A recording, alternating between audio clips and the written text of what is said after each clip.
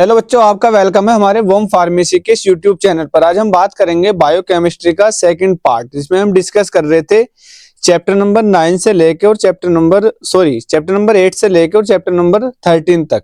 क्योंकि पिछले लेक्चर में हमने पार्ट 1 में डिस्कस करा था बायोकेमिस्ट्री का जो सिलेबस हम डिस्कस कर रहे हैं इस सीरीज में। क्योंकि सिलेबस अगर आपके समझ में आएगा तभी आपका जो उसके अंदर कंटेंट है वो समझ में आएगा।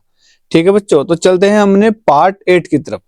तो पार्ट जो 8 है आपका, जो चैप्टर नंबर 8 है आपका, तो उसमें दे रखा है आपको मेटाबॉलिज्म। ठीक है ना, मेटाबॉलिज्म क्या होता है। ठीक है बच्चों, तो यहाँ चैप्टर नंबर जो 8 है आपका, उसमें क्या है आपका मेटाबॉलिज्म। ठीक है, तो मेटाबॉलिज्म के बारे में सबसे पहले हम बात करेंगे कार्बोहाइड्रेट के मेटाबॉलिज्म के बारे में। ठीक है, तो इसमें आपका ये टॉपिक दिया है glycolysis, TCA cycle, glycogen metabolism. ठीक है बच्चों, and regulation of blood glucose levels. ठीक है, यानी कि ब्लड ग्लूकोज लेवल्स को हम कैसे रेगुलेट करते हैं। आगे बात करेंगे disease related to abnormal metabolism of carbohydrate, यानी कि कार्बोहाइड्रेट का मेटाबॉलिज्म अगर हमारा एबनॉर्मल हो जाए तो उससे क्या क्या डिजीज हमारी क्रिएट हो सकती हैं। उसके बाद हम बात करेंगे मेटाबॉलिज्म ऑफ लिपिड, यानी कि लिपिड के मेटाबॉलिज्म की बात करेंगे। ठीक है बच्चों, तो उसमें lipolysis, beta oxidation of fatty acid, आपका कीटोजेनेसिस एंड कीटोलाइसिस। ठीक है बच्चों, तो ये सभी चीजें हमें लिपिड की स्टडी करनी है। आगे देखेंगे disease related to abnormal metabolism of lipid, यानी कि लिपिड का अगर मेटाबॉलिज्म हमारा एबनॉर्मल हो जाता है तो उससे क्या क्या डिजीज क्रिएट हो सकती हैं, तो उसकी भी हमें यहाँ स्टडी करनी है। एंड आगे देखेंगे such as ketoacidosis, fatty liver, hypercholesterolemia, यानी कि ये सारी चीजें भी हमें लिपिड की यहाँ स्टडी करनी है। आगे हम देखेंगे मेटाबॉलिज्म ऑफ अमीनो एसिड। ठीक है, यानी कि अमीनो एसिड या प्रोटीन का हमें मेटाबॉलिज्म यहाँ देखना है। आगे देखेंगे हम generally reaction of amino acid. ठीक है बच्चों, generally reaction of amino acid and its significance, transamination, deamination, urea cycle, decarboxylation, ये सभी चीज की हमें यहाँ स्टडी करनी है। आगे देखेंगे बच्चों हम disease related to abnormal metabolism of amino acid या हमारा प्रोटीन। ठीक है बच्चों, अगर हमारा प्रोटीन या अमीनो एसिड अगर ये एबनॉर्मल हो जाता है इसका हमारा मेटाबॉलिज्म, तो क्या क्या डिजीज देखने को मिल सकती हैं वो भी हमें यहाँ स्टडी करना है। आगे देखेंगे बच्चों हम डिसऑर्डर ऑफ अमोनिया मेटाबॉलिज्म। ठीक है, यानी कि अमोनिया मेटाबॉलिज्म का अगर हमारा अमोनिया का मेटाबॉलिज्म अगर डिसऑर्डर है तो उससे क्या क्या हमारी दिक्कतें हो सकती हैं वो भी हम यहाँ देखेंगे। आगे बच्चों इसमें देखेंगे हम फिनाइल कीटोयूरिया, एल्कोयूरिया। ठीक है बच्चों, जूंडिस, ये सभी चीज की हमें यहाँ स्टडी करनी है। उसके बाद हम देखेंगे बायोलॉजिकल ऑक्सीडेशन। ठीक है बच्चों, बायोलॉजिकल ऑक्सीडेशन में क्या होता है, electron transport chain oxidation, phosphorylation, ये दो टॉपिक हमें इसमें यहाँ स्टडी करने हैं। उसके बाद जो आपका चैप्टर नंबर 9 है वो है मिनरल्स। ठीक है बच्चों, मिनरल्स क्या होते हैं वो देखेंगे, टाइप, उसके फंक्शन, डिफिशियंसी, मतलब मिनरल्स के कम होने से क्या डिजीज हमारी हो सकती हैं वो देखनी है हमें, deficiency disease, recommended dietary requirement, और डाइटरी रिक्वायरमेंट के बेस पर हमें यह देखना है। चैप्टर नंबर 10th में हम देखेंगे वाटर एंड इलेक्ट्रोलाइट्स। ठीक है ना, वाटर इलेक्ट्रोलाइट का डिस्ट्रीब्यूशन पूरी बॉडी में, उसकी स्टडी करनी है। Function of water in body, body के अंदर वाटर का क्या कार्य होता है उसको देखना है। वाटर टर्नओवर एंड बैलेंस, ये सारी चीजें हमें यहाँ देखनी है। बात करते हैं आगे electrolyte, composition of the body fluid. ठीक है ना, बॉडी फ्लूइड में कौन कौन से इलेक्ट्रोलाइट होते हैं वो भी हमें यहाँ स्टडी करना है। उसके बाद डाइटरी इनटेक ऑफ इलेक्ट्रोलाइट्स, ठीक है, एंड इलेक्ट्रोलाइट बैलेंस।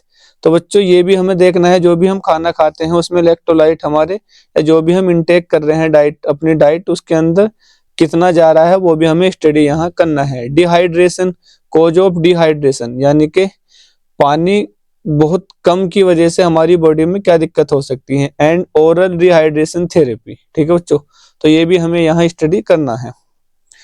उसके बाद देखेंगे हम जो 11 चैप्टर है बच्चों हमारा, वो है आपका इंट्रोडक्शन टू बायोकेमिस्ट्री। ठीक है ना, बायोकेमिस्ट्री का यहाँ हमें इंट्रोडक्शन देखना है। बात करते हैं 12 चैप्टर में ऑर्गन फंक्शन टेस्ट। ठीक है ना, यानी कि फंक्शन ऑफ किडनी। ठीक है ना, routinely performed test to access the function of kidney, ये भी हमें सारा स्टडी यहाँ करना है।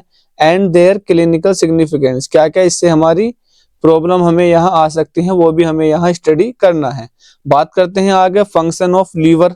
लीवर क्या काम करता है हमारा बच्चों, ठीक है। Perform it test of access the function of liver, ठीक है ना। लीवर के फंक्शन से हमारे कौन कौन से टेस्ट हमारे देखे जा सकते हैं। एंड देयर क्लिनिकल सिग्निफिकेंस, और क्या क्या हमारी इसमें क्लिनिकल सिग्निफिकेंस यानी कि कौन कौन सी हमारी यहाँ प्रॉब्लम हो सकती है, वो भी हमें यहाँ देखनी है। Lipid profile test and its clinical significance, यानी कि लिपिड प्रोफाइल टेस्ट की हमें यहाँ स्टडी करनी है, कौन कौन से लिपिड के टेस्ट होते हैं हमारे, वो सब देखना है हमें। और क्लिनिकल सिग्निफिकेंस बात करें अगर हमारा 13 chapter introduction to pathology of blood and urine, ठीक है बच्चों। जो हमारा ब्लड होता है और यूरिन होता है उसकी क्या पैथोलॉजी है, उसके इंट्रोडक्शन की बात करेंगे। यानी कि लिम्फोसाइट जो हमारा ब्लड के अंदर होती हैं एंड प्लेटलेट होती हैं, their role in health disease, और हमारी हेल्थ और डिजीज में इनका क्या रोल है। Erythrocytes abnormal cells and their significance, normal abnormal constitute of urine, ठीक है ना। यूरिन में अगर हमारे कॉन्स्टिट्यूट एबनॉर्मल हो जाए और नॉर्मल, उन सब की हमें यहाँ स्टडी करनी है।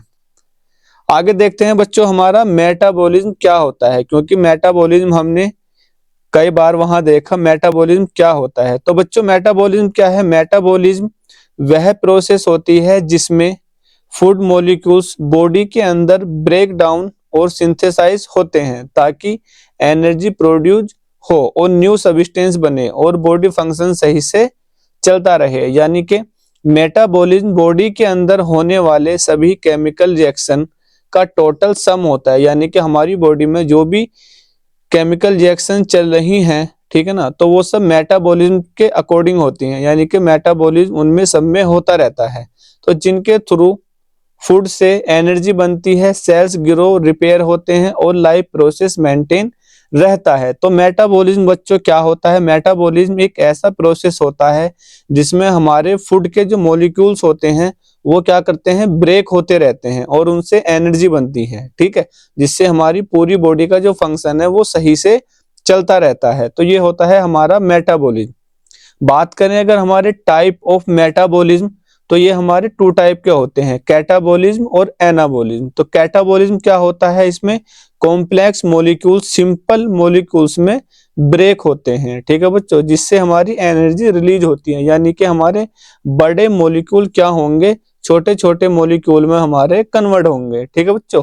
एग्जाम्पल क्या है हमारे, ग्लाइकोलाइसिस, फैट ब्रेकडाउन। एनाबॉलिज्म क्या होता है, सिंपल मॉलिक्यूल से कॉम्प्लेक्स मॉलिक्यूल्स बनते हैं। यानी कि हमारे ये छोटे छोटे मॉलिक्यूल्स एक बड़ा मॉलिक्यूल बन जाएगा, ये होता है हमारा एनाबॉलिज्म, ठीक है बच्चों, जिसमें एनर्जी यूज होती है, प्रोटीन सिंथेसिस, ग्लाइकोजन फॉर्मेशन, ठीक है। यानी कि जब हमारा कार्बोहाइड्रेट ज्यादा हो जाता है तो वो हमारा लीवर के अंदर और मसल्स के अंदर स्टोर होता है ग्लाइकोजन की फॉर्म में, तो तब हमारा एनाबॉलिज्म प्रोसेस स्टार्ट होता है वहां।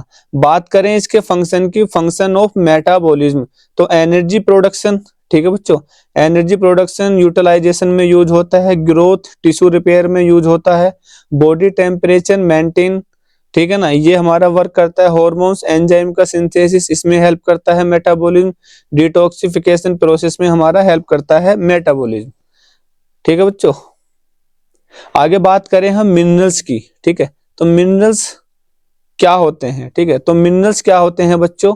मिनरल्स इनऑर्गेनिक न्यूट्रिएंट्स होते हैं जो बॉडी के नॉर्मल ग्रोथ, डेवलपमेंट और फिजियोलॉजिकल फंक्शन के लिए बहुत ज्यादा जरूरी होते हैं। ये एनर्जी नहीं देते हैं लेकिन एंजाइम, बोन्स, नर्व, मसल्स के प्रॉपर काम के लिए बहुत ज्यादा आवश्यक होते हैं, ठीक है ना। तो बच्चों मिनरल्स क्या होते हैं, हमारी बॉडी के अंदर क्या होता है, ये जो भी नॉर्मल ग्रोथ या डेवलपमेंट या फिजियोलॉजिकल फंक्शन होते हैं हमारी बॉडी के, तो उसमें मिनरल्स अपना एक रोल प्ले करते हैं, ठीक है ना। ये एनर्जी नहीं देते हैं but enzyme, bones, nerve, muscles के प्रॉपर काम के लिए बहुत ज्यादा आवश्यक होते हैं। तो मिनरल्स वे ऑर्गेनिक एलिमेंट होते हैं जो स्मॉल अमाउंट में बॉडी के लिए आवश्यक होते हैं और मेटाबॉलिक प्रोसेस को रेगुलेट करते हैं। बात करें इसके फंक्शन की तो बोन टीथ के फॉर्मेशन में हेल्प करते हैं, नर्व इम्पल्स ट्रांसमिशन में हेल्प करते हैं, मसल्स कॉन्ट्रैक्शन में हेल्प करते हैं, फ्लूइड और इलेक्ट्रोलाइट बैलेंस में हेल्प करते हैं, एंजाइम एक्टिवेशन में हेल्प करते हैं, हार्मोन सिंथेसिस में हेल्प करते हैं। बात करें बच्चों हम इसमें आगे इलेक्ट्रोलाइट की, ठीक है ना, वाटर और इलेक्ट्रोलाइट्स हमारे क्या होते हैं, यानी कि बॉडी के अंदर वाटर और इलेक्ट्रोलाइट क्या होते हैं।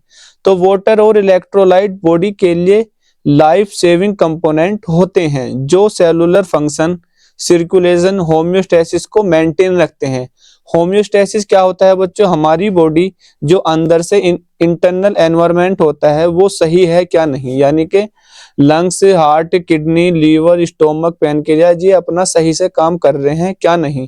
अगर ये सब सही है, ओके हैं, प्रॉपर अपना काम कर रहे हैं, तो इसका मतलब हमारा होम्योस्टेसिस बॉडी का मेंटेन है।